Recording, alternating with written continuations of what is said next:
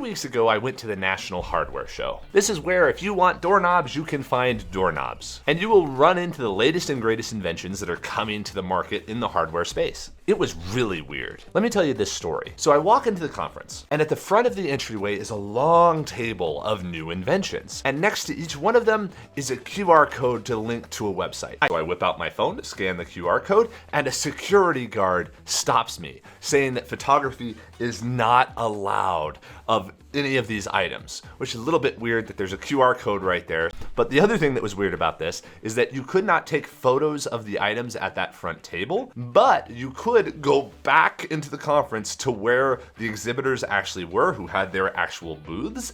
But it was just fascinating to me that there was this exceptional amount of protection of the products while actually not protecting the products.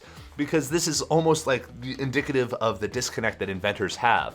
They'll say, oh, I've got my product up on the website, you can see it from all the angles in the product photos, but you need to sign an NDA because I don't want you to steal my idea. And I'm like, your idea is up there on your website.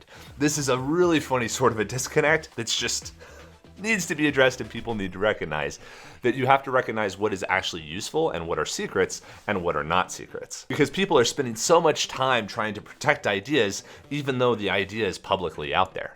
And it is so easy now to replicate ideas that the protection of the idea is the worst place to be spending your time, because that's the easiest place for competitors to get at you.